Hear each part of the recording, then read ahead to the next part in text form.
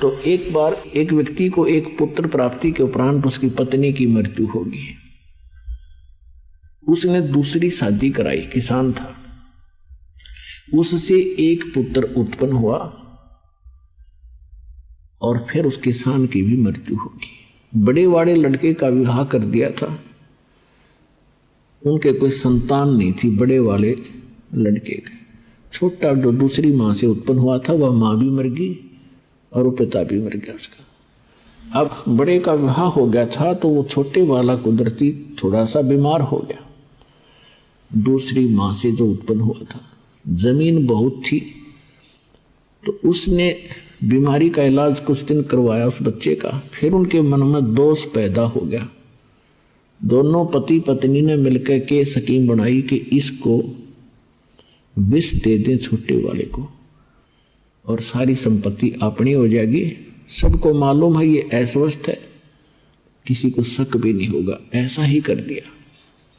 एक दूर देश के डॉक्टर से बात की, उसने उस समय 500 रुपये मांगे और उसको विष दे दिया। लड़का मर गया। अब खुशी का ठिकाना नहीं, क्योंकि एक तो पैसा लग रहा था वो बच गया। 1 वर्ष के बाद उनका लड़का हो गया, पुत्र उत्पन्न हुआ। खुशी का ठिकाना नहीं और उसको खूब लाड प्यार से खिलावें पिलावें। चंद दिनों में वो युवा हो गया, यानी 16-17 वर्ष का जब वो हो गया उसका विवाह कर दिया। विवाह होने के तुरंत बाद वो लड़का फिर बीमार हो गया। उनका अपना पुत्र इतना रोगी हो गया कि उन्होंने बहुत पैसा पानी की तरह बहाया। दूर देशों में जहां भी जिसने कोई वैद्य बताया, कोई जंतर मंत्र करने वाला बताया, वहीं गए। आधी संपत्ति यानी जमीन भी बेच दी और लड़का ज्यों का त्यों प्रतिदिन सूखता ही जा रहा था।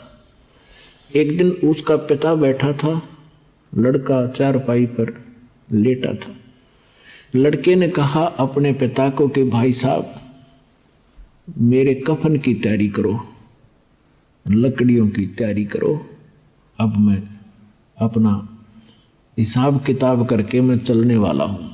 अब उसके पिता ने सोचा बच्चा रोग के कारण इतना अस्वस्थ हो गया, इसका दिमाग भी काम करना बंद कर गया और मुझे ये भाई कह रहा है। तो उसने कहा बेटा मैं तेरा पिता हूं, भाई नहीं हूं। वो लड़का कहता है कि मुझे पता है तू क्या है, मैं तेरा वो भाई हूं जो तेरे पुत्र रूप में जन्मे हूं, जिसको तुम दोनों ने मिलकर और विष देकर मारा था। मेरी आधी संपत्ति जो थी वो मैंने खर्च करवा ली, अपना पूरा कर लिया। अब तेरा और मेरा इतना अकाउंट रह रहा है, एक लकड़ी और एक कफन का, और वो तैयारी कर ले। अब उस समय उसका कलेजा पकड़ा गया। अकबर जी सा कराया था वो मेरे आज आगे आ गया।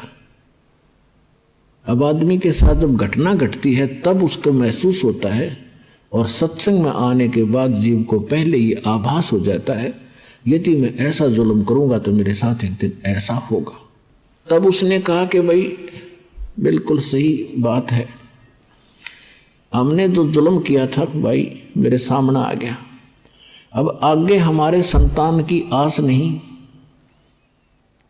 मेरा कुल नाश हो गया और जो तेरी संपत्ति थी वह खत्म होगी, तेरा मेरा हिसाब हो गया। भाई मैंने जो किया था वो तो मुझे फल भगवान ने दे दिया और बहुत अच्छा किया। आज मेरी आंख खुल गई और मैं अपनी पत्नी के बहकावे में आके भाई तेरे साथ मैंने जो कर दिया। तो बोला भाई जो किया वो भोगना तो पड़ेगा ही पड़ेगा, किसी के बहकावे में करो चाहे ना करो। तब उसने पूछा, उसके पुत्र भाई कहो चाहे बाप कहो, उसने उस लड़के से पूछा, भाई जो बोल रहा था कि मैं तेरा भाई हूं और वैसे उसके शरीर से का पुत्र था, उससे पूछा कि हमने जैसा किया वो तो हमारे सामने आ गया, हमारा तो सर्वनाश हो गया। अब कुल नाश हुआ संतान आगे है नहीं, लेकिन एक बात बता, जो तेरी पत्नी है इसने क्या अपराध कर दिया जो तेरे साथ ही जिंदगी जलेगी? उसमें सती प्रथा थी, और सती प्रथा के तहत उसमें क्या होता था, यदि किसी लड़की का पति मर जाता था उसको सात चिता में जिंदा फूंका करते थे। तब उसने बताया कि वो वैद्य कहा जिसने मुझे विष दिया था। तो उसके पिता ने बताया कि वो तो उस समय तेरी मूर्ति के 4 वर्ष उपरांत मर गया था। तो उस लड़के ने बताया कि ये वही डॉक्टर है, वही वैद्य है जो आज ये मेरी पत्नी बनकर आया है। अब इस नालायक को सजा मिलेगी, ये जिंदगी फूकी जाएगी। तो पुण्यात्माओं, ये 100% सच समझ लेना, परमात्मा का विधान है, एक लेवा एक देवा दूतम, और कोई किसी का पिता नहीं पूतम।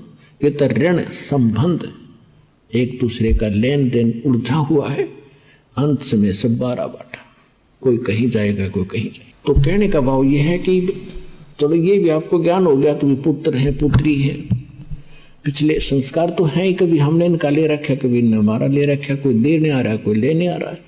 ये तो अब बात समझ में आ गई।